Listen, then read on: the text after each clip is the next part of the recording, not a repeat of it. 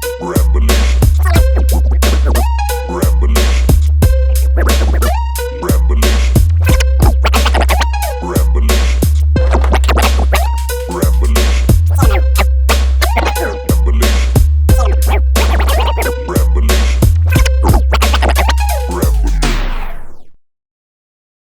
You lazy Cheeto finger, Mountain Dew drinking, good for nothing, time wasting, nerdy pimple face, low life gamer. Yeah. Is that a common statement for you, Amelia? Is that something you've heard before? Nah, but if anybody ever calls you that, you call me and we'll fight them together. Hello, Ramblers. Yeah. Welcome to another episode of Ramblations. Oh, actually, talking about feedback that we receive, a piece of feedback we received from a friend of mine who's literally listened to every single episode was like, yo, you guys don't introduce yourselves enough. So, it's episode 10. I think it's a good time to do it again. Big 1-0. We're your hosts with your most. My name's Daya Singh. I'm a programmer in the gameplay industry. And I'm Emilio Pujadas. My friends call me Emu. My loved ones call me Emu. The guy at the grocery store calls me Emu. Well, yeah, that's because you've gone to the same grocery store since you were like a teenager, probably, especially in the area that you're in now. I try to make friends. I'm a producer in the games industry. I feel it. We're your hosts. This is Ramblations. Hello. We, I guess, I think it's kind of fair to also talk about what we do around here, Emilio. And I think what we've always called it is we want to have that conversation you might have had with your friends when you were at the lunch table together. And we're just doing that from our unique perspectives because we got to go to a unique school together, and now we think we have interesting thoughts about what the fuck's going on. Definitely. And we're really trying to aim to bridge that gap between developers and consumers and fans of video games, while also kind of, making sure that the conversation is diverse enough that everybody feels part of this and can relate on a certain level. And I mean, to foster that type of engagement, we got a special one in the can today. A close listener, close friend of ours, reached out to us and was like, "Hey, we want to hear your guys' thoughts on stigmas around gaming and the gaming community." And I was like, "Damn, I'm surprised we haven't talked about that already." Yeah. Those all those little nasties that I threw up in the very beginning seconds of this episode, I don't know, sprinkled in a few common stigmas. That's just the surface, baby. Like we're gonna get into this today because I got thoughts, baby. I got thoughts, bro. We diving in. But before we like to get into our main topic, we always like to take a look at the news that's passed by since our last episode. It's been a while. We're sorry, listeners. We've been slacking a little bit. Well, not really. Actually, we've been working really hard, but it's caused us to slack on this specifically because we gotta take care of ourselves too, man. But we always got you in our thoughts. Let me say, you're totally right. Quite a few things have happened since our last episode. Yeah, dude, it's been crazy. One of the things we wanted to follow up on, for example, is that within the last couple of weeks, the Dave Chappelle show finally made a return to HBO Max and Netflix after a long business fight. I wouldn't even call it like a litigation by lawyers or anything like that. Like an actual business tactics war that Dave Chappelle had put on to kind of reclaim his, the show that holds his identity in some aspects. Yeah. Thanks, Dave. Thank you. Actually, you know what? Not thanks, Dave. Thank you, Netflix. Thank you, HBO, for not being tremendous pieces of shit. And now we can watch Chappelle's show without feeling bad inside.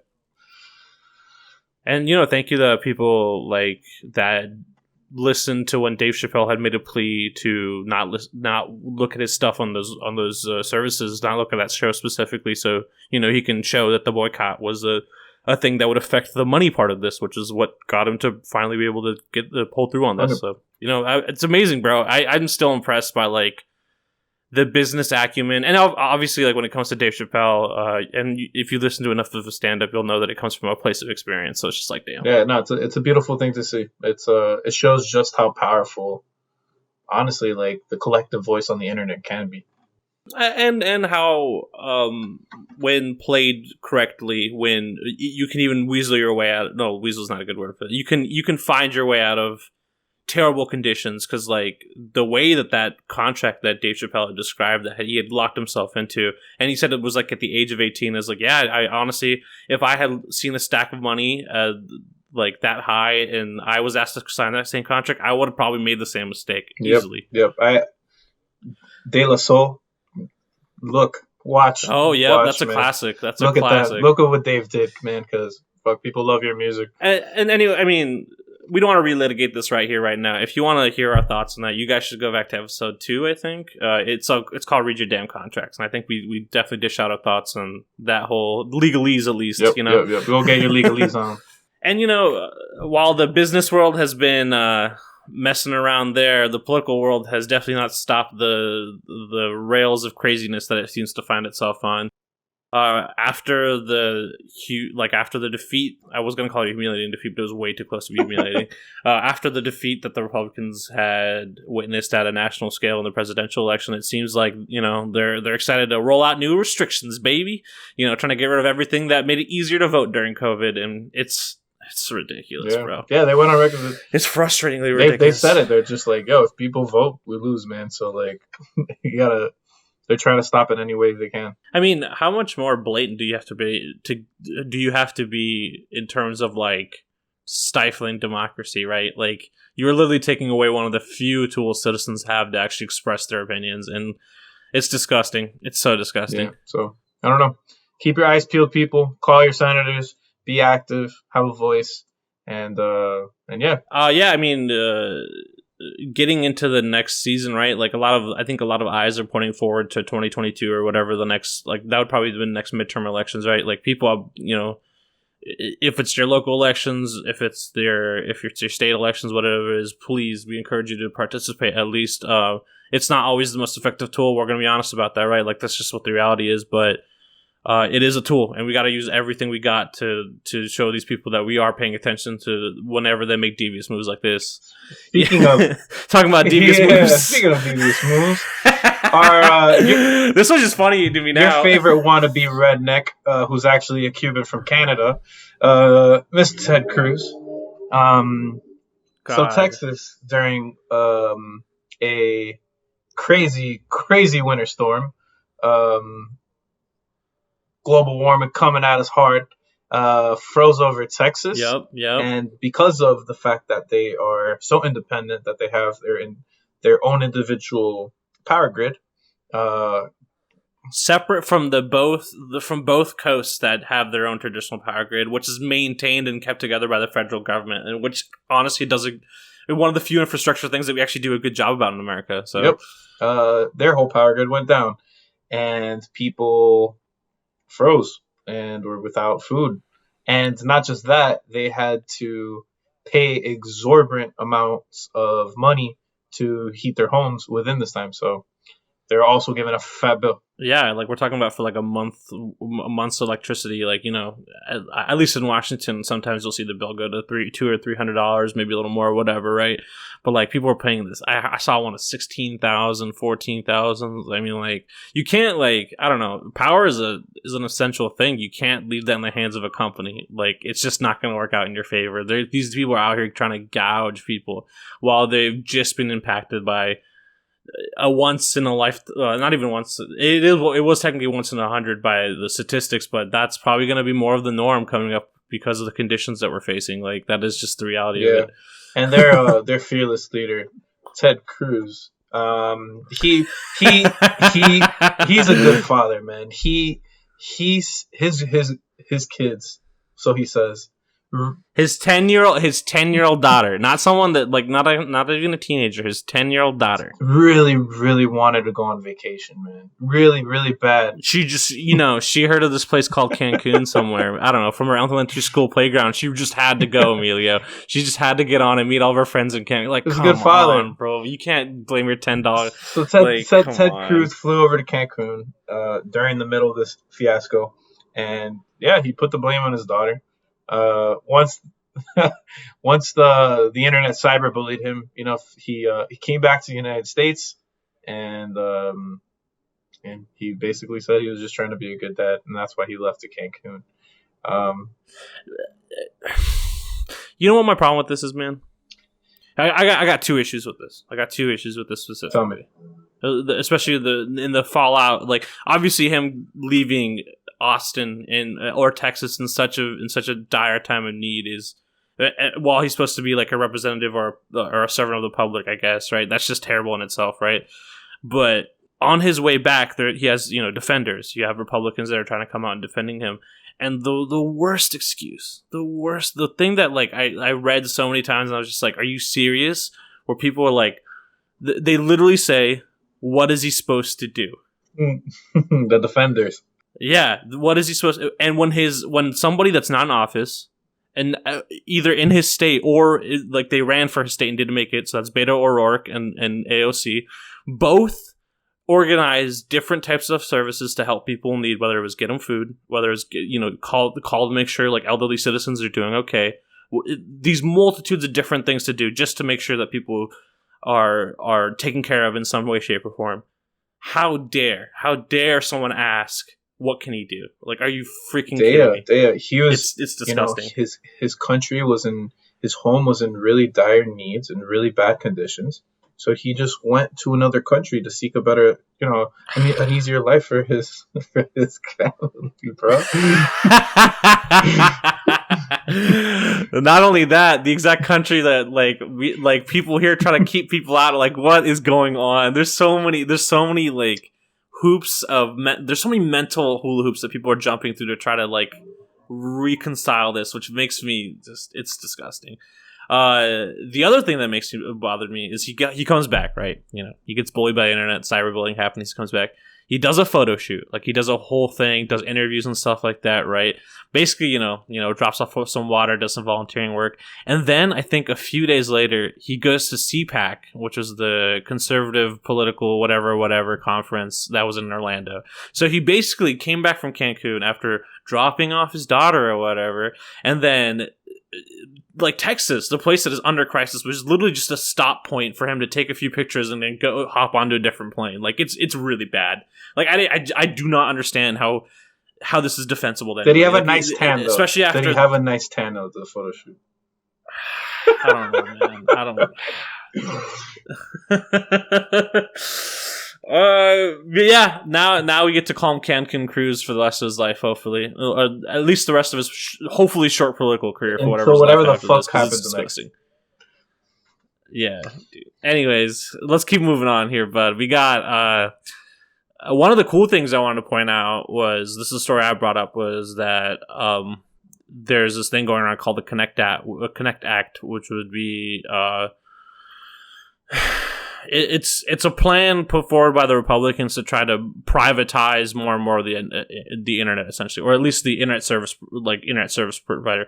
I mean, and if you lived on the West Coast or even on any of the coasts and you've dealt with some of these internet service providers, they already gouge you. And if they had any more power, they would gouge you even more. And that's basically what Republicans are trying to set up with this thing.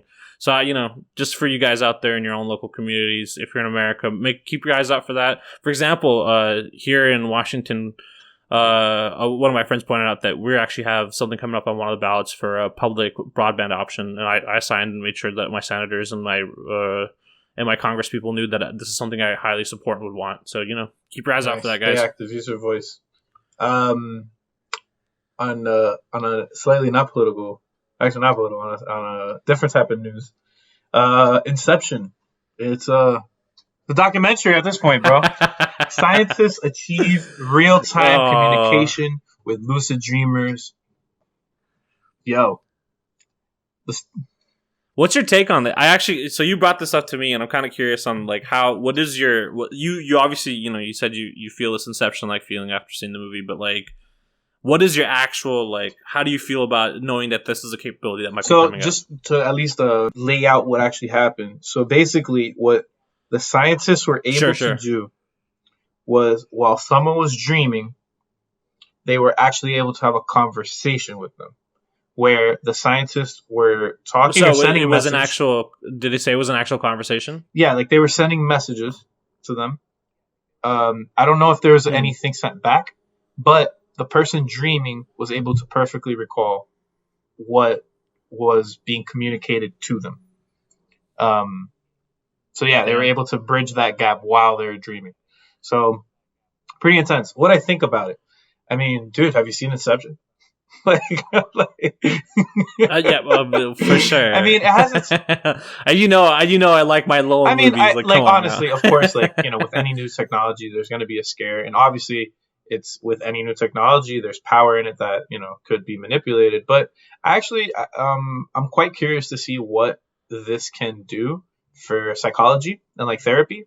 Like, if I feel like For sure. with what people dream, there's a lot of like unconscious thought that comes out of things that have been lingering in people's minds, and to be able to have someone that's trained to be able to communicate with people while they're at this like subconscious state where they're thinking of all these different things that have been on their minds, it might be an interesting tool to kind of really delve into a spot and help people bring things out that they uh Get into that subconscious, get into that deeper level that might not be there on the surface, even through yeah, therapy or something whatever, that right? you yourself, like in your awake conscious state, might not think that you're dealing with. I don't know, man. Like, when you. Maybe it was because of the television I was watching at the time. I think I was on the tail end of Silicon Valley, which has like a kind of a. It evolves into a plot about like how technology is fun to create but can cause issues, especially when we don't consider the ethics of it. And like you said, there's obviously going to be a scare, and we should pay attention to these types of things. I don't know, man. Like, it just makes you like, I don't. Maybe it's because I have a family history of some mental health issues in terms of like Alzheimer's and stuff like that. Like, it runs on my father's side of my family. It makes me feel weird about like. Like, this isn't a fully formed technology yet, so we don't even know if it has the capability for this, but it does feel weird that there is a capability for someone to get at you while you're in a more vulnerable state mentally in some capacity, right? Like, that sounds interesting. Like, I don't know, maybe it's just my movie Hollywood brain. I hear you. It's like sedating somebody and then being able to go in once they're sedated and manipulate them. It's scary, bro. It's like I said, it's like any other technology. It could be used for good or bad. But it's a tool like anything else, right? Yeah. Well, Speaking of lucid dreams, our job. Well, our job as hosts was to make people aware and point out things that we think are cool, and it's up to the people to make their own assumptions of however they feel. But if you follow us on Twitter, we'll make sure to link the article that we both read about this, and you're free to make your own assumptions, accusations, and whatnot. Let us know what you think. Speaking of lucid dreams and technology, comes with our heavy hearts.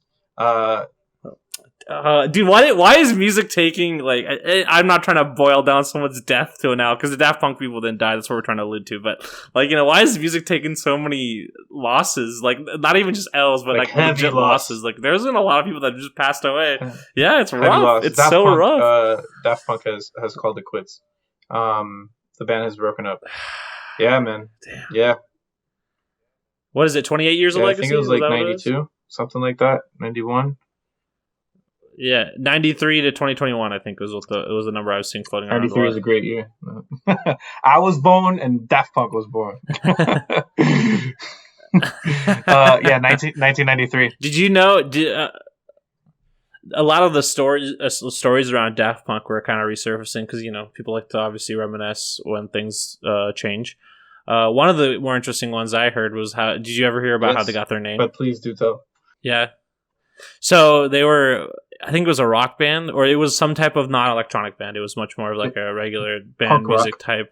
And both are, punk rock. Was it prog rock? Is that what it was? Yeah. Actually, that makes sense. That actually makes sense. No, punk rock makes sense. But whenever they did, either it was their first tape or their first show, they read an interview about it, or they read a review about it, and someone had literally pointed at them basically like in the interview and was like, their music, like, I don't know, these are a bunch of Daft Punks is what they call them. They're a bunch of Daft Punks. That's where the name came from. Yeah. They stuck with that. Yeah, it was that. So the band was called Darlin, and it was the two of them, Tomás Bangalter and Guillaume de Cristo, and this guy from Phoenix, which is another band. And they had a punk rock name, Darlin. And then it was a review that they got in a magazine from England, and they called it Daft Punk. They're like, this is some boring ass punk rock. And It's beautiful, bro. It's beautiful. They're like, you know what? Fuck you, dude. We're gonna take that shit. I mean, it's a cool title. Like, if someone had, even if they were trying to insult me, if they had called me Daft Punk, I'd be pretty. Maybe it's just because I like that name now from their ownership of it. But it's like, I'd be down with that. did you hear how Led Zeppelin got their name? No, enlighten me, man. Similar And story. listeners. Led Zeppelin was actually one of the very first super groups to ever happen. Super groups were really a thing before, and basically they got members from the Yardbirds and some other rock bands, and they were like, "Yo, let's make a fucking group of dope ass already established musicians." And Pete Rock heard that shit from one of the greatest drummers of all time from the Who, and he was like, "That shit is gonna crash like a Led Zeppelin," and and they're like, fuck yeah, Dude. we're taking that shit, Keith. We need to. I think I pitched this to you before, but I'm gonna bring it up here now too. I think we need to do an episode of like things that were ordained as failures, because we got the Beatles, we got Led Zeppelin. I feel like Daft Punk now is taking care of that too as well. MF Doom was another story that was deemed as a failure at some point. Like, I think we're going to do an episode about that at some point, where we talk about people that were just deemed as failures and perceived or persevered. I'm super with it, bro. I'm super with it. But yeah, man, Daft Punk, yeah, bro. The writing was on the wall. There was no 2017 Alive 2017 release. Random Access Memories happened quite a while ago. But it's all good, man. Well, and like even if you look at the sound of Random Access Memories, like, to me, and the way that kind of it's presented itself too, it's very much like it feels like it's a throwback to the type of music that was very popular when they first started making music, and like it seems like they were trying to go back to their origins in some aspect, even with like some of the interviews and skits and stuff like that they did on the track or on the album. And so, like, I don't know, I think it really felt like that was a closer of some sort, anyways. Or at least like the music that inspired them. For sure. I feel like, honestly, like looking back at it, once it was announced, I had a road trip and I listened through all their albums. I listened to discography, and I feel like these are people that they're very secretive of who they are. They come out with they're like the definition of quality over quantity, and I feel like with just how heavily. And this is them themselves. This isn't no publisher or anything. How heavily they engineered Random Access Memories and how meticulous they were. Dude, they used different microphones from different eras just to capture a specific sound per song. Like, how meticulous they were with it. They probably were working on a bunch of material, and they were just like, you know what, man? Like, this shit, it just ain't coming out. Fuck it, man. Like, keep the quality music where it is. No, I'm 100% with you. I'm 100% with you. I feel like again, saying like Random Access Memories felt like a lasting piece of some sort, like a very closer. But like, I wouldn't be surprised if they just didn't find like a creative click to pursue. Right? They didn't have a vision that they could run with, and so they were like, you know what? Maybe it's time to do some solo stuff or something. And they didn't say that, or at least it wasn't explicitly said that they wouldn't work together ever again. I think it was more just that like they wanted to end the label of Daft Punk, like that name, that brand, and they do aspects. Like, at least Tomas, he does a lot of stuff solo. One of my favorite house tracks is a song called Club Soda, and it's by Tomas Bangalter, and just him doing a solo. Ramblations recommendation, check that shit out. It's fire. It's on YouTube. It ain't on Spotify. Anyway, go ahead, Dan. Take it. God, dude, we have so many downers. I feel like, well, this isn't a downer. I feel like this is a good thing because it really cements what a lot of people thought. But what I'm trying to get at is recently Washington Post had pulled up, someone had come across letters to the NYPD or from the NYPD that were, and between the NYPD and the FBI that basically highlighted how Malcolm X was targeted by those groups and were involved in an assassination attempt of him. And I don't know, it's rough, dude. Like, I think this is it hurts a lot more, especially right after watching Judas and the Black Messiah, because like COINTELPRO, which is a program run by the FBI in the 60s, right? Late 60s, like 69, yeah, where they basically were monitoring very heavily political enemies of capitalism, essentially, right? Like people that were very much against whatever the current social system or the current governmental and business relationship system was like at the time. That's like which is pretty bad. Like, you know, it doesn't McCarthyism, take, if I'm not mistaken. Is that the same thing? Very similar, right? McCarthyism was like I would say it's like the version 1, right? This was after a few updates. You know, they dropped a new DLC for it, and they were like, "Let's go, we're gonna go until pro." J. Edgar, they dropped they got the J. Edgar Hoover DLC at the FBI. The horse, so that was what really the horse armor nobody wanted. God, that guy's. Yeah, dude, that guy is wild. What a terrible human being. But yeah, you know, the writing was on the wall for this type of stuff for a while, where a lot of people were very well informed about like how like the FBI did run this program, which was called Counterintelligence Program. I think that's what it's called, shortened down to COINTELPRO. But it was mostly around monitoring like Black Panther members or other extremist groups at the time that were trying to help their society, usually trying to help a community of color or something like that. But yeah, it blows when, you know, sometimes, especially when it comes to Malcolm X, there was a lot of infighting in the groups that he was involved in. So like, maybe there's some sense of solace that it could have been someone from the infighting group, but it sucks to know that there was another hand that was always kind of drawing the strings. And I don't know. That's all I really have to say about it. Judas and the Black Messiah, like, it illustrates exactly that. It's taking advantage of internal strife that, honestly, in any politically charged movement, you're gonna have, right? People are passionate. You know, they want to get things done. So you're going to have some people that are emotionally charged and thinking that certain people aren't making the right decisions. You know, certain people that are in power within that group aren't making the right decisions. So even when they have the approval of like when it came to Fred Hampton, he said he had the coalition of color, right? Like the Rainbow Coalition is what he called it, I guess. Where he had groups in Chicago from all different types of races, whether it was Puerto Ricans, white people, black people, what have you, any other type of race that was there at the time that needed the support that the federal government and the state government wasn't giving them. He was there to help organize those people together. Yeah. Well, at least it stops all. And honestly, at least like if there was any gaslighting about, you know, people thinking that they're... Yeah, like I said, it cements something that people had on the tip of their mind, basically, right? It really does like solidify a detail that feels like it was purposely deleted, honestly. Like that's the best way to put don't feel crazy about thinking that, because it's true. Next up, NFT ArtStation fiasco. So I think this was literally yesterday, the day before. So Hey, at least this is... Yeah, I love all of our stuff has been very not recent because it's been 2 weeks, 3 weeks. Again, we're sorry, listener. But this one's right. We're going back to our prophecy ways. We're here. We're watching the news waves. The new hotness, NFT. And when I say new hotness, this is the literal new hotness, because this shit is really costly on the environment. NFT... non-fungible tokens. Daya, would you like to give a little explanation on what the NFT is?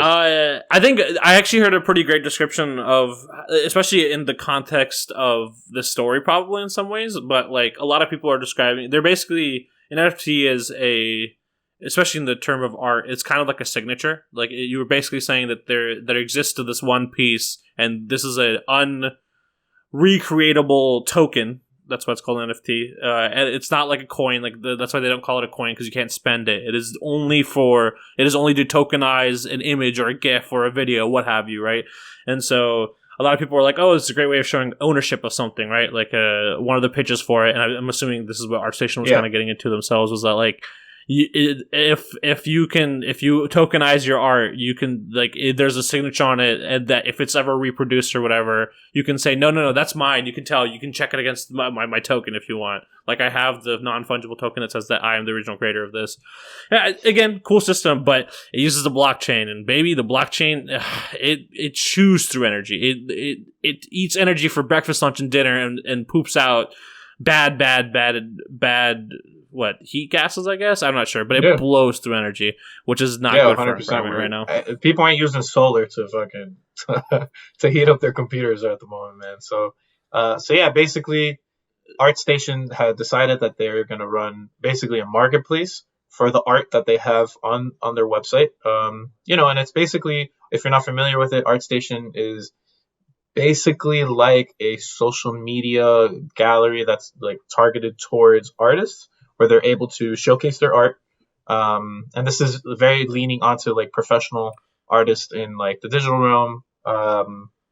most basically in digital realm, a lot of video game artists or comic artists, and It's a cool place to find artwork by people that, like, if you're well read enough into comic books or video games or something, and you have an artist that you want to look into their work for, it's usually just a search away on ArtStation. You can see a lot of their work that they don't put into games. Sometimes you'll get even some of their models from that they put in the games and stuff like that, but a lot of times you'll get stuff that they do on the side, which is always some pretty super interesting incredible. stuff. And you'll see like work in progresses as well to like show, like, let's say like an environment in a video game that you really enjoy, like they'll break it down and be like, Yep. oh, this is here's the gray box, you know what I mean, and just like show the whole process of how they get to it.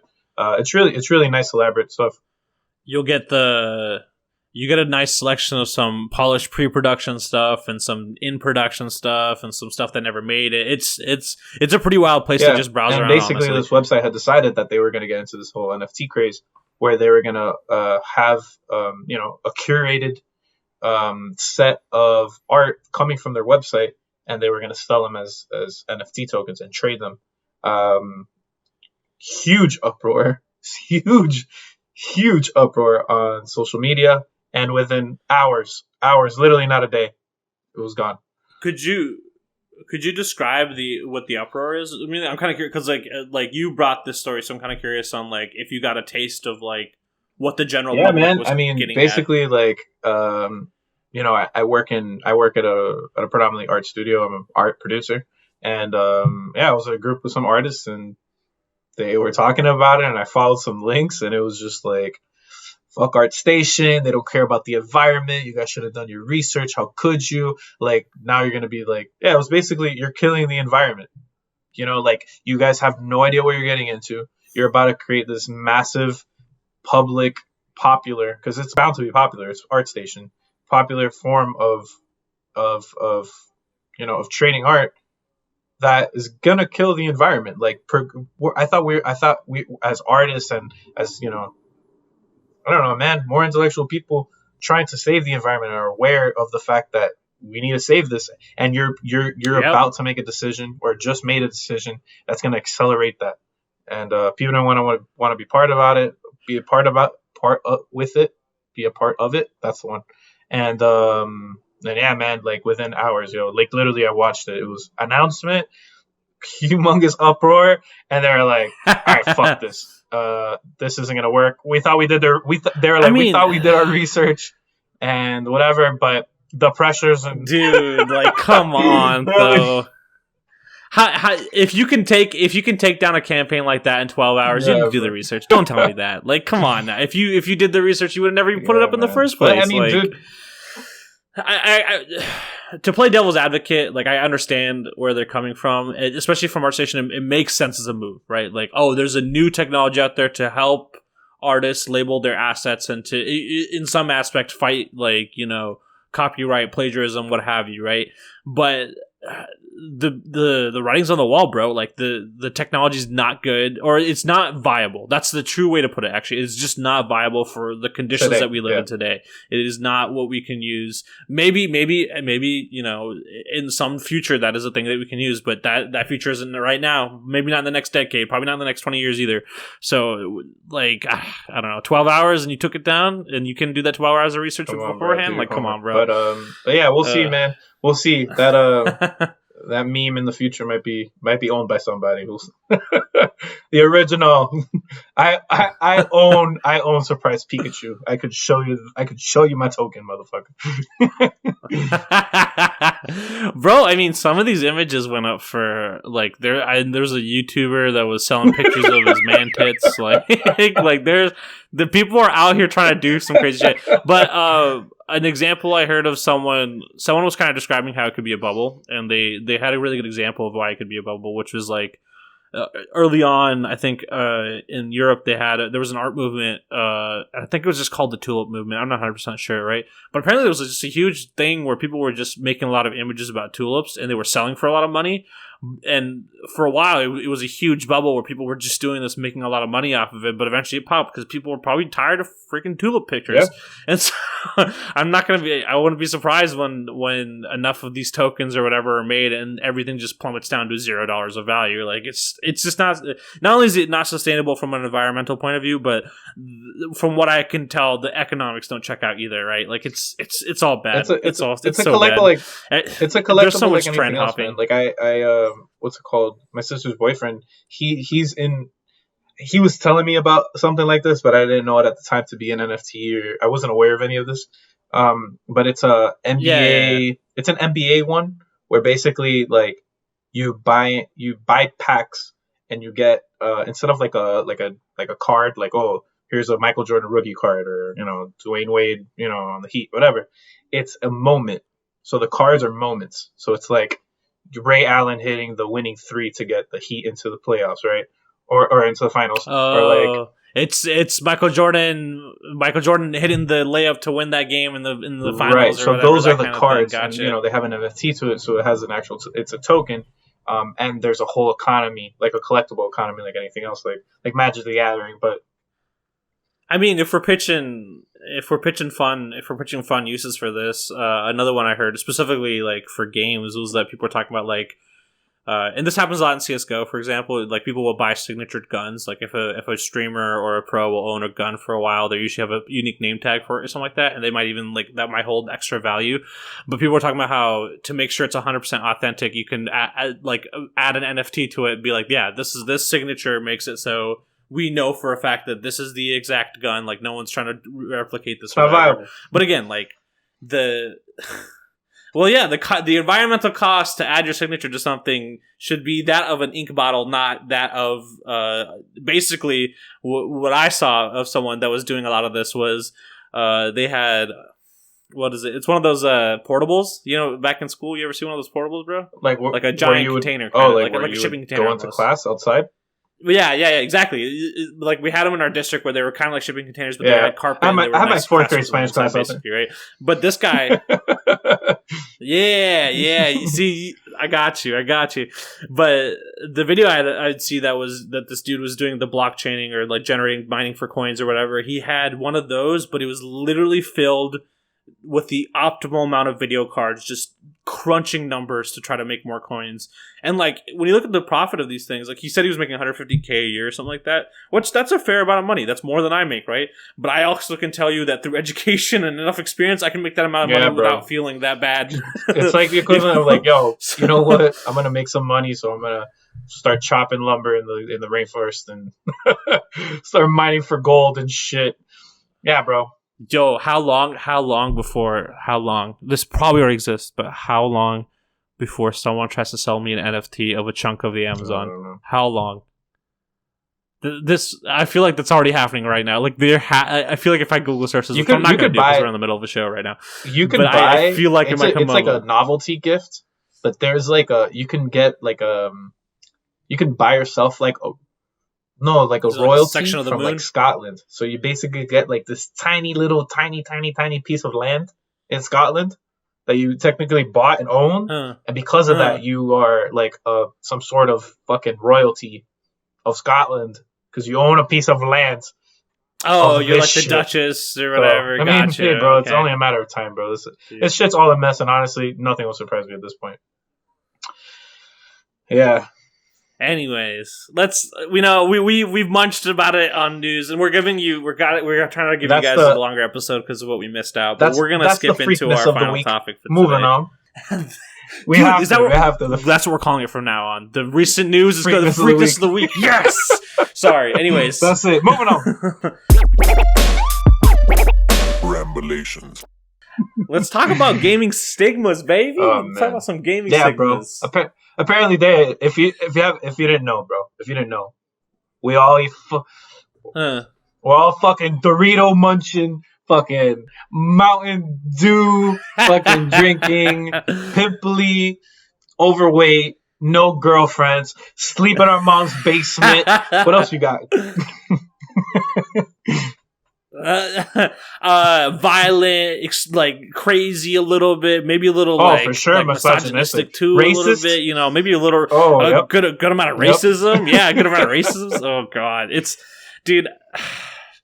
First of all, though, before we get into it, I would like to say, like, thank you. I don't want to say that listener's name because we didn't ask them for permission, but I want to emphasize the fact that, like, if you reach out to us and you have a thing that we know we can turn into an episode or whatever, and you want to hear our thoughts on it, you do like this person did, hit up our Instagram account or hit up one of our personal accounts and just tell us what you're thinking, and it'll probably roll itself into a full episode just like this did. So, like, you know, guys, reach out, please. We would love it's not to her keep name, the conversation going. Angelica.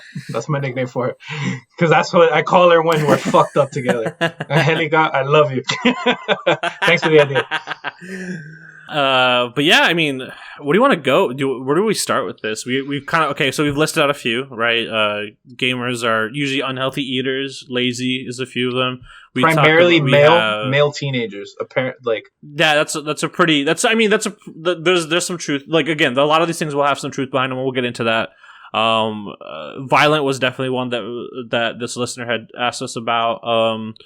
I think the ones that I thought about were definitely racism and misogyny, and I'll get into some stories about that. And then I think those are the 6 I can think of. You think you have anything else on the mind? We could just start knocking them out one after another. Dude, just real quick, because of that, like, this is how pervasive they are. Did you know, and I have to find it, but did you know that women, yep, right here, that women just became, like, adult women just became the largest demographic, highest percentage of gamers. This is pretty recent, right? Like a few weeks ago, right? Or like within the month or whatever. They just became the number one, surpassing adult men, but they, for a while, have been significantly, the percentage of adult women have been, percentage-wise, has been larger than teenage boys for a while, actually. Yeah.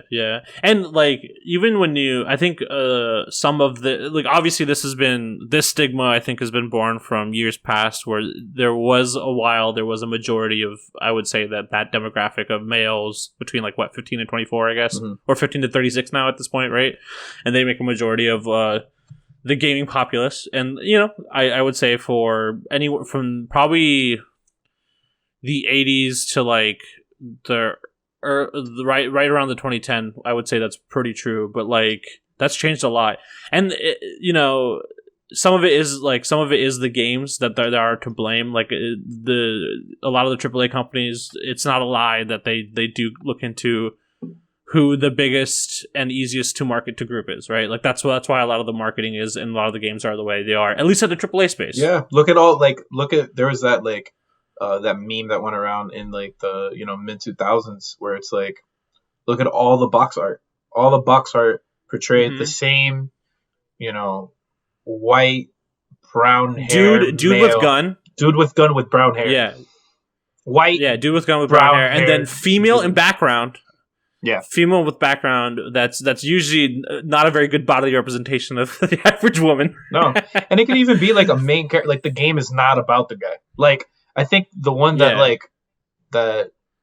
at least with that one, the one that sticks out to me most is Bioshock Infinite, where they have Booker do it. Like, bro, if you're gonna buy this game and you've never heard anything about it, you're like, bro, it's about this white dude with brown hair. I don't think you even see his model in game unless you happen to, like, walk past a mirror or something like that. Like, yeah. I'm pretty sure you never see his actual face. Elizabeth is the human element of that game, bro. Is the human focal point of that game, and she's nowhere to be seen. Dude, on that it's so weird too. Well, it's so weird to, like, because I feel like there maybe it was because the designers or the developers had such a strong relationship or wanted to make that character work a lot more. But, like, there was a lot of marketing material that was not specifically the box art or like posters that was about Elizabeth. Like, there was a video series and stuff, like, talking about her AI and everything. But that was it. Like, on the box, apparently she wasn't good enough for the box, which is, like, that's weird. I don't know. That's well, because I think it's one of those things where, like, they're trying to get away with the fact that they're like, oh no, look, man, like, we're really the game is about her, like, bro, she's the heart of the thing. So for the people that are willing to give a fuck enough about that, they're invested enough in the art that they're able to go and they're like, oh, I'm gonna watch these videos, I'm gonna watch these interviews, I'm gonna, you know, really dig into what this game is before I buy it. They believe are different from the people that are just, oh, I saw a box art at GameStop and I'm Yeah, gonna just buy this yeah. shit, and whatever. And yeah, man, they're specifically marketing to a certain different demographic. And I mean, and using that kind of to piggyback, like using that to kind of build our wider point, I think that not only has the population of gaming has changed a lot, especially in the last like decade and a half at least, but the the variety of things you will find has changed a lot as well. And some of it was because some markets had died. Like there was a lot of game development studio types that you just don't see very often, especially after the 90s. And then up until now, I would say, or like around the 2010s or 2008 probably would be a good year for when indie development took another huge spike. Yes. And honestly, like for people out there that are like, every time I look at video games, I don't see a game for me. What I think that really means is that you're going to have to put in a little bit of legwork to find the game that will work for you, right? And that's like something like if you're listening to this episode and you're trying to get into gaming and you're like, oh, I see all these Call of Duties and CS:GOs and MOBAs or whatever, and none of them feel right for me. I think you will, I think, either ask somebody that you know that has a wider breadth of knowledge about video games, or just hit up the good old YouTube, hit up the good old Google, type in some if you just type in like some ideas of some themes, there's a lot of websites and places out there where you can find suggestions for like a type of game. And trust me, there's games for everything. I played games about romance. I played shooting games that are about dating. I played dating games that are about shooting. Like trust me, it all exists out there in some way, shape, or form. Yeah, for sure. And honestly, like I hear you 100% because it's the stuff that are heavily marketed that look very samey. But literally, just a Google search of best indie games of all time, that space specifically, because it's just an independent game, so it runs the gamut with genres.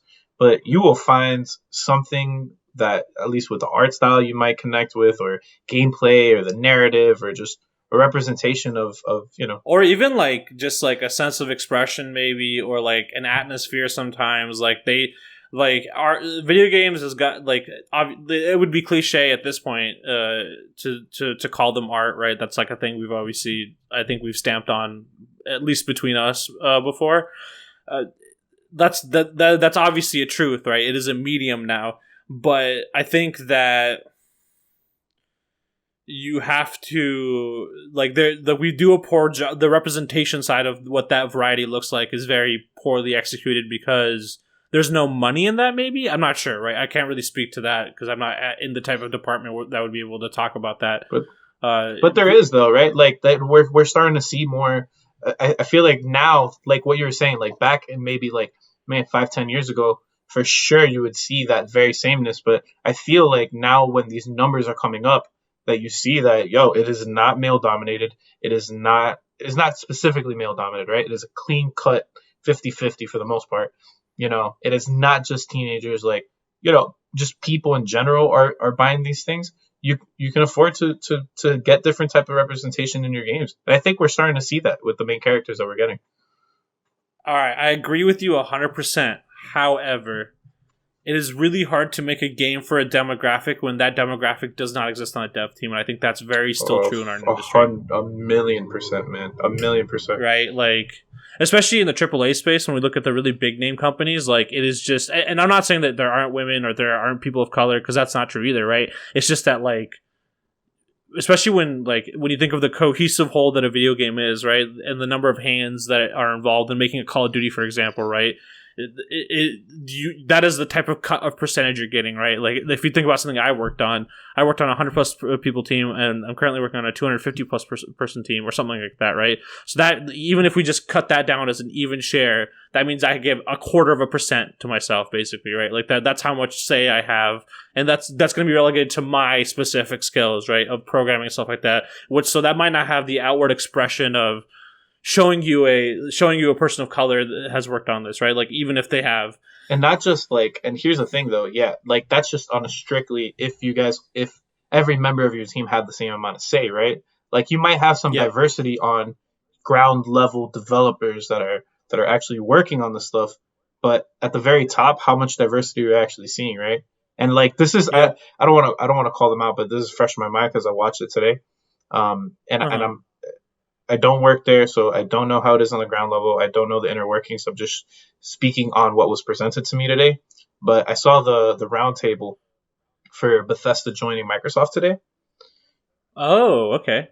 Yo, I missed that, it was all old white guys. All old white guys. There was one, they had like basically they had a rotating like group that would come in, like they would swap two people out, but they had like, a cast that stayed there, uh-huh. like the top guys, Phil Spencer, and like Your Todd Howard's, whatever, Todd whatever, Howard's what one of have the, you. yeah, exactly. He was one of the guys Yeah. rotating out, and there was just one white woman, all white guys, and then I saw one black woman, and then it's like I'm like, damn, bro, like this is what it is. I'm sure Bethesda.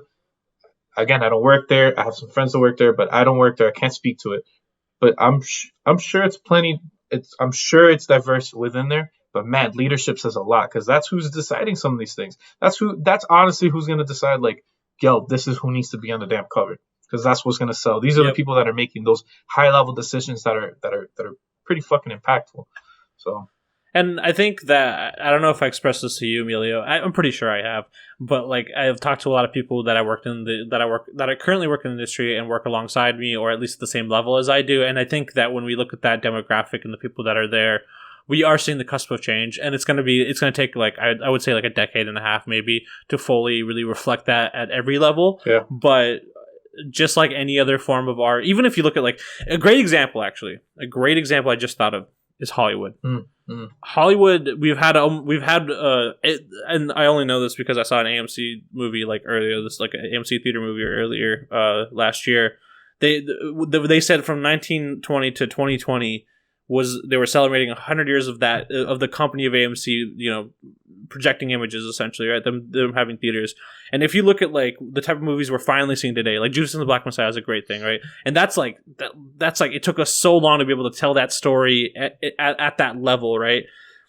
That's 100 years of work, not only from the side of production in terms of like Americans had to work on themselves as a society to get those people into those jobs, but like even above beyond that in terms of a money perspective, or like people that have the control to be able to creatively put these projects together. Like they have the monetary propositions, or they have the leadership capabilities, or they have the connections. That's the most important, the connections to get these things together, right? And so like it's a very slow and honestly sometimes painful growth process, but I think we're getting there. I honest to God do think they're there. It gets better year after year, especially with the way that I think that certain companies are out there promoting smaller projects that do have a very distinct, diverse message, I would say. I'm with you, bro. I'm with you. I'm hopeful with it, man. Like thinking that that film need to be period, like at the turn of the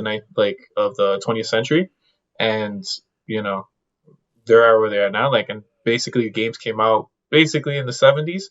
Like, they got like 70 years of trials and errors and learning what the fuck it is and establishing an industry and then diversifying that industry so it includes other people. And yeah, man, we got a ways to go, but I'm right there with you, bro. I'm hopeful. Yeah. Also, anyways, we've kind of talked about the demographics behind it. Let's look at a different stigma that was brought up to us. I think the violent. Which one do you want to tackle violence, next? bro. I think violence is sure. Just because dude, literally, actually, here's a new another freakness of the week. Okay. Chicago tried banning. Oh right, I heard about this. Violent video games recently. Yeah. Is there a resolution to that? Did they actually go through? What's the dealio with that right now? Do you know the story, bro? I don't, dude. I just know that they were going for it. I could look it up as we talk about it. But yeah, man, they tried. They said that violent video games, and this is a scapegoat as old as time. Is that they're basically saying violent video games are the cause for the violence in their city, and that has been disproven time and time again. And it's funny because if you want to talk about like studies that will show what things will change, like the type of behaviors that your citizens might participate in, right?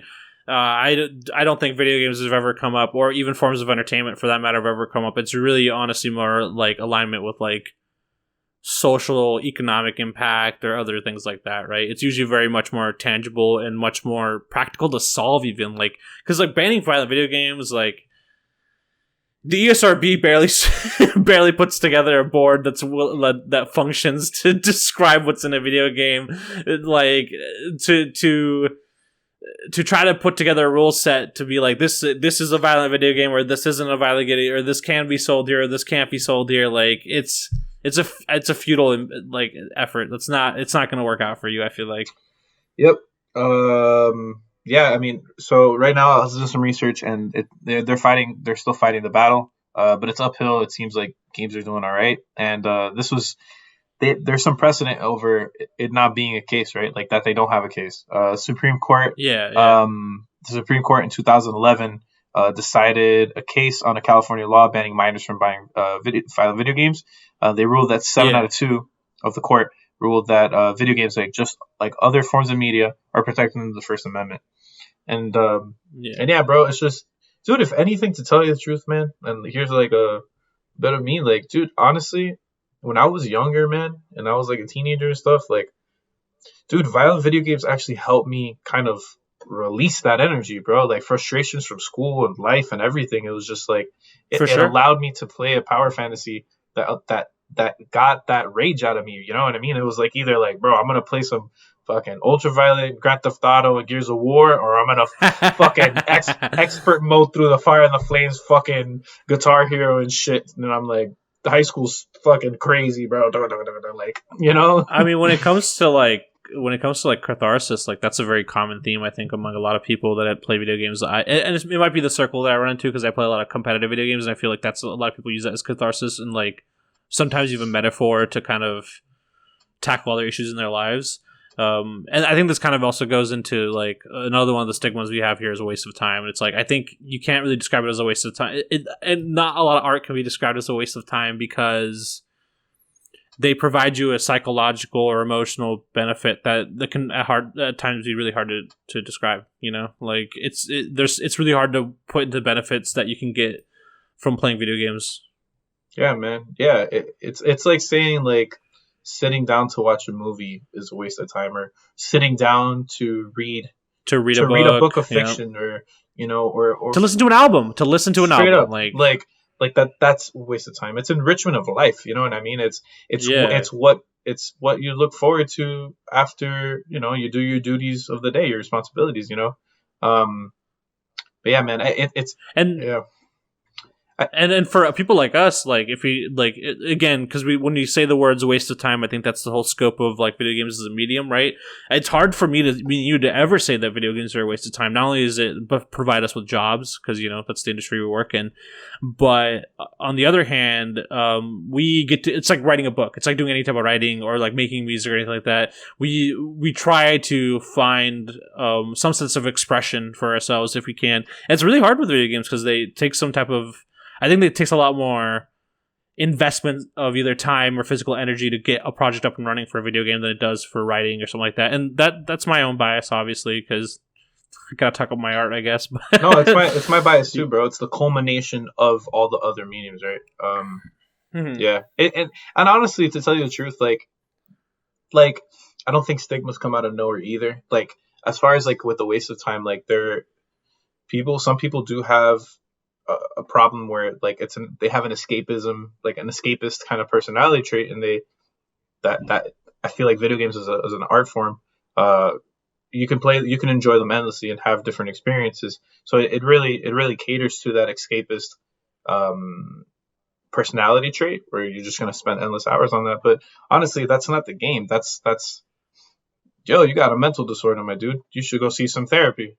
Go work on that. And yeah, I mean, it's hard. Like, I don't think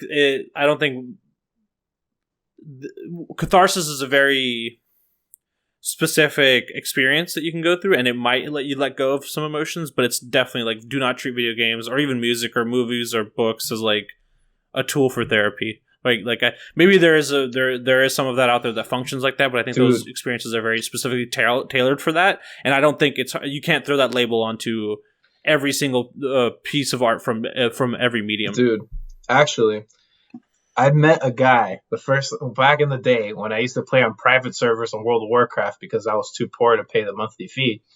I met this dude online from Sweden, and he became my friend on World of Warcraft, and we made a guild together. And dude, this guy was prescribed to play World of Warcraft by his therapist because he had massive anger management issues, massive. And they Wow. were like, dude, play this game and like spend some time in there, and like, rather than going out and raging out and shit. And he would play with me, and it helped him a lot. Apparently, there's actually another game that was studied to have like therapeutic effects. Back in the day, the game Peggle. It's a Oh yeah, that's a good one. Peggle, yeah, beautiful, awesome game. You want to feel happy and just this game basically. You wanna choose some time and feel challenged, even though you're really not, and it's all kind of pure luck. Play Peggle, baby. Yeah. It gets you that pachinko. It gives you that pachinko machine feel. Yeah, it's like a pachinko type of game, and they were studying it and saying the scientists were seeing that because of all of the like beautiful lights and just the way that the points work and just instant The gratification, stimulus. all that stimulus, it made people scientifically happy. Like recording, they could see it. It made you happy, and yeah, it could be used that as a form of therapy. I mean, there's a lot of studies out there where they'll take the violent mechanics out of video games and replace it with something that still gives you a similar stimulus and still functions similarly in a game, but just without the violence. And people are still like, they're pretty satisfied with that product. Even like, I think one example was that they took like a mod of Half-Life Deathmatch or whatever. Instead of guns, they made it just so you can tag yourself, and that was the gun that was you shooting someone, was just tagging them, and they would have an animation for them not actually dying, and people were so happy to play that. Like, There you go. obviously there's probably a little more satisfaction for the shooting part and stuff like that, just because guns are designed to feel good in video games. Yeah, But it's like the like, the gore filter like you'll have in some games. mhm. Yeah, yeah, Yep. dude. Yep. One stigma though, and I think I called Yeah. you. I think I called you a Dorito finger Mountain Dew drinker a few times, but I not for nothing, bro. Like that's one that's like that double-edged sword where it's like it's a stigma that they eat junk food, but bro, like Halo, they just marketed like I think it's a new Lay's flavor or like Dorito flavor where they made it so in the game Halo, a prominent planet is the planet Reach. And in Reach, Yeah. they have a species of ostrich that is native to Reach. And Oh, I heard about this. what Lay's decided to do was make a flavor of that ostrich in a burger, in a chip. An alien ostrich burger chip. And they're like, Halo, it's coming out. Maybe sometime later. I don't know about that, because I'm a real gamer, so I drank my Red Bull and played my Street Fighter 5 because it had Ryu on the can. Dude, Baja Blast, bro. Yeah, man. But yeah, I don't know. It's fun, man. It's fun. I think that the stigma specifically is that usually the people that identify as gamers are like you said, lazy or not or unhealthy. They might. I mean, I'm not going to comment on diet, right? Because diet is a very personal thing and has a lot of avenues of ins and outs to find something that suits you, right? But like, I know a lot of gamers that work out on a daily basis or even play fitness. There's a lot of people that play fitness games. You were sharing me an image today where there was a type of person that plays like they for quarantine, their workout was playing Ring Fit Adventure. Yeah. And I know a lot of people that picked it up for that purpose, and it seems like it was a good way to stretch their legs every so often. Dude, beautiful model, man. And like I was just like, they're like, oh, how are you staying fit? Fucking Ring, this Nintendo game fitness. I was like, bro, that's Ring Fit Adventure, bro. And honestly, I was like, you know what? That shit made me want to fucking buy Ring Fit Adventure, man. Dude, every single time anyone, because a lot of people have come up to me with that same thing, like, oh man, like, I've had a few people come up to me like, oh, you work out a little bit, like, would you recommend Ring Fit Adventure? I was like, I can't, like, it's not something I've tested out myself, and I'm like, I can see that there might be some type of like, you're still using calories doing that stuff, so there is some type of workout there, right? I was watching some, but a lot of people.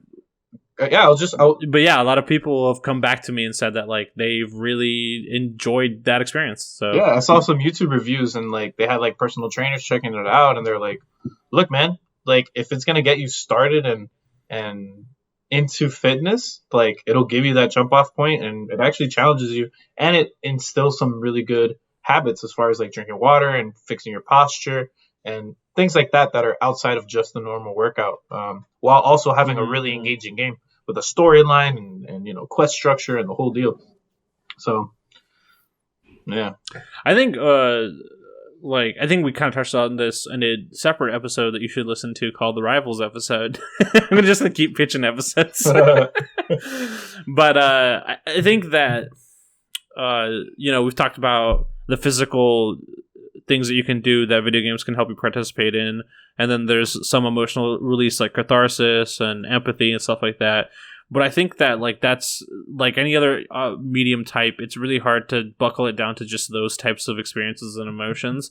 Something we've talked about in the past, like we've talked about D&D and love and stuff like that, and like dating sims are something that's come up in the past. And like, I think that I would highly encourage people, if they're listening to this, to try to see what like where they would want to dive in to like try to seek out things like that as well, especially things that are not American made. There's a lot of like Japan makes a lot of interesting experiences when it comes to video games that you will never find on an American shelf ever in your life, but you can find it if you do enough Google searching or finding it on Steam or something. Hell yeah. Like, hell yeah. So I don't know. Yeah, they try. Yeah, like one of the stigmas is like we're loners, like that, you know, to just stay in their mom's basement by themselves and play. But yo, think of all the communities, like, you know, and like in like massively multiplayer games and people getting together to play, you know, well, arcades don't really exist anymore, so that's a bad example. But Rip. Yeah, but man, to live in the golden age of arcades, bro, that must have been fucking awesome.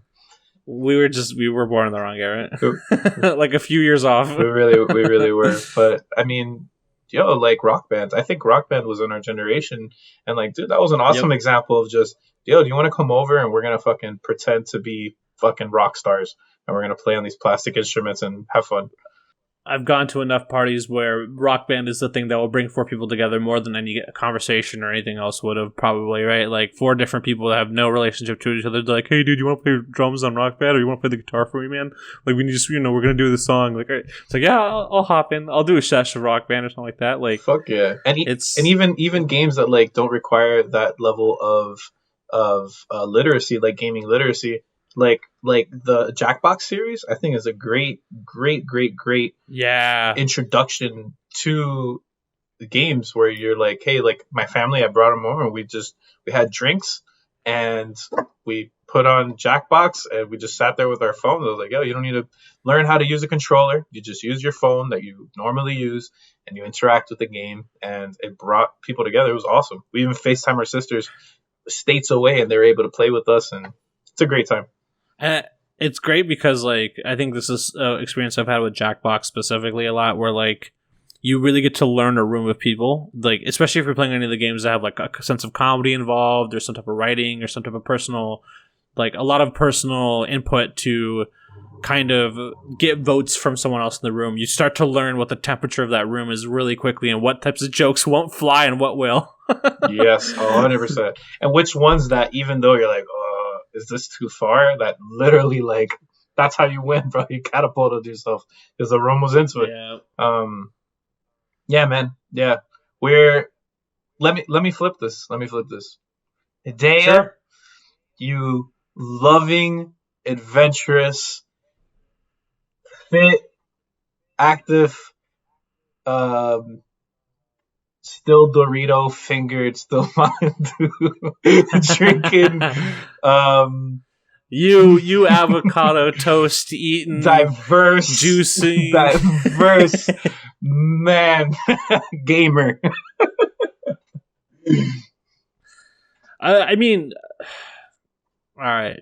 I want to get into this because I think we have a sense of responsibility. We really should warn people that, like, there's also a lot of vocal minorities that are still that still feel like they have a sense of entitlement. And this is not just in video games. Obviously, it's in real life too. But the anonymity of the internet or, you know, some other factors allows them to feel that they're a little more empowered to say whatever the hell they want. And so, like, you will get, like, you will get the sexist people, you will get the racist people, you will get the people that hate on you for no reason or are just mean people and stuff like that.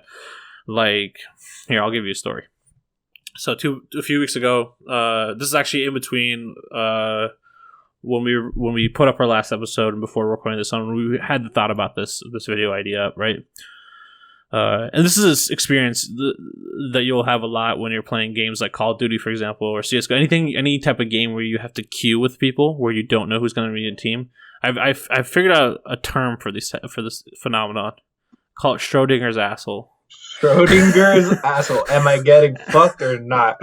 And yeah. Until you get into the actual game, there's an equal chance that this will be the nicest person in the world, and this would obviously be the spawn of a demon. And you have no idea what you're gonna get until you are actually in the game, committing to a round of like playing with them. Wow. And that experience, dude, it can be rough at times. And so for example, for this story, I'm playing with like. My youngest nephew's like 12. My older nephew's like 14. I might be off by a year. And if they're listening to this, I'm sorry. Please don't hurt me. But we queue into a game, right? And like so we're queuing into a game of CS:GO, and it's a 5-man game. So there's only 3 of us. So we have to have 2 random people with us. And they came in as a squad together, and both of them had like. Not only were their profile names like filled with like really like heinous shit, but like also their like profile images were like Nazi symbology and stuff like that. You know what and was that was coming. the most uncomfortable. Yeah, it was just okay. The resolution to this is I got like they didn't say anything ever. They said one mean thing to my nephew once. I shot him down, and they literally didn't say a mean thing after that, and we won the game. Nice. And you beat their asses. Well, they were on our team. That was the problem. Oh. That was the hardest thing is like I had to work with these people, and we did. We figured it out. But like it sucks because that's not going to make them a better person ever, right? Like I have to talk to my nephews about how that kind of stuff is not cool. But to them, it was just like there was just a 45-minute game where they got yelled at once by a random person. Like they don't care. Like there's no consequences for them. I reported their profiles and everything and stuff like that. And like, and Steam says that they try to go after these people in like a 24-hour period, but I don't think they even did anything to these people. And they were very blatant, right? And so it's just like, what I'm trying to get at, listeners, like, you out there, you're queuing with Schrodinger's asshole if you're queuing in a team game. That's just the reality of it. Like, you don't know if this person's going to have a very beautiful asshole, or they're going to have the stinkiest, rankest, smelliest, grossest asshole you ever seen in your life. The Dorito-fingered Mountain Dew drinking asshole. God damn it. Yeah, man. That's one for the Ramblations dictionary right there. Schrodinger's asshole. You heard it here, folks. Oh, God. All right. Anyways, we're rearing up on an hour and 15 almost. This is a little bit longer than usual, but it's time to roll into our favorite section, baby. It's time to get some dope shit to check out. Ramblations. Dope. You got something, Emilio? I do have something. Daya. Okay, hit me, man. So there's a little game. What's your brain food? What are you consuming right now? Honestly, man, I've been playing a lot of fucking Magic the Gathering. I've been playing. Is that gonna be your dope shit to check out? I'm totally down with that if that's what it is. Hold up. We're getting deeper. So Magic the Gathering is this. It was the very first collectible card game. It is an extremely popular game. You can play it either in person with physical cards, or you can play it online through Magic Arena or Magic Online. Magic Arena, definitely recommend it if you've never played a card game before. Magic Online, stay away with the 10-foot pole. Don't log on. It's bad. It has some of those things, but I mean, dude, I haven't played it. It's got some 90s internet charm. Is what it has. Yeah, man. Yeah, but So yeah, it's a lot. It's a beautiful game though, and I think right now it's going through some of its best time. Hasbro just made Wizards of the Coast like an actual major division of the entire company. Just because of the successes of Dungeons and Dragons and Magic the Gathering. It's in a great time. It's a well-designed product. There's some controversy as far as this thing that they're doing called Universes Beyond or something like that, where they're adding other like existing properties into Magic the Gathering. Like there's a the big controversial one was these unique cards that came out that were legal cards that were from Walking Dead. People were like, yo, this isn't cool. It should be like this variant that is not legal. And they're actually going to come out with a Lord of the Rings entire set. But besides all that, my actual dope shit to check out is they have this program called Secret Layer where they have cards that they have alternative art on them. And the newest one, I wanted to help promote it, is called Black is Magic. And basically they have a set, I believe it's about 7 cards. Yeah, 7 cards. And some of them are really good, expensive cards. Like, they have Ponder on there. That's like a $60, $70 card. And these are things that you'll actually use. And it has beautiful, beautiful art by Black artists featuring Black people on them. And it supports Black Girls Code. And this was all in support for Black History Month. And I thought it was a really cool way of supporting charity while also getting people excited and involved in a game I love. So, yeah. Check it out. It's dope. That's some dope shit. That is some dope shit to check out. Damn. Is that dope? Is that dope for you? I mean, bro, you know I got a love for Magic, obviously. Like, I do. What you got, Dan? What's dope in your life? For me, what's the dopest dope you ever smoked?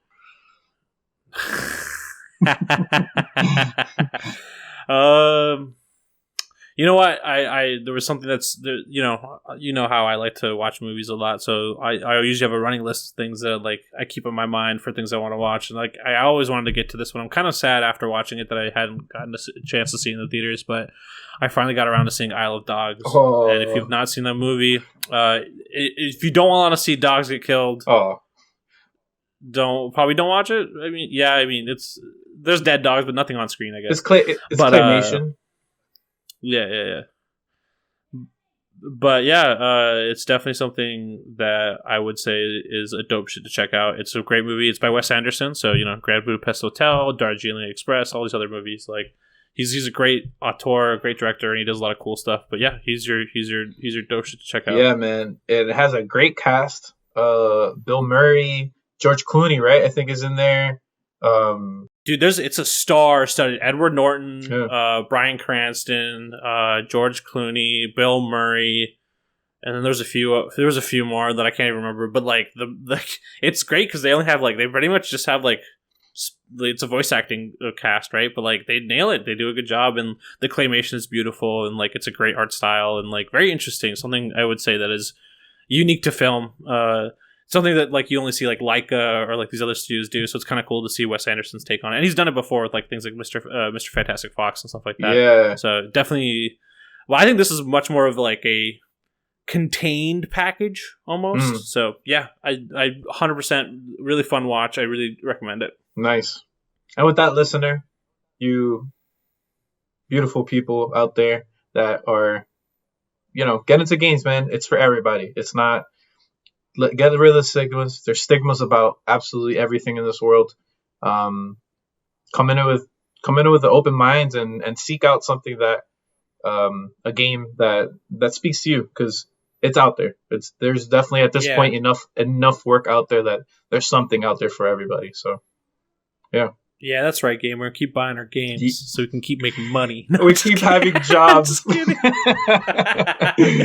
gotta pay rent. All right, listener. We'll try not to make it 3 weeks or 2 weeks or whatever it was this time. We'll see you soon, but thanks for listening. Love you. Peace. Peace. Ramblations.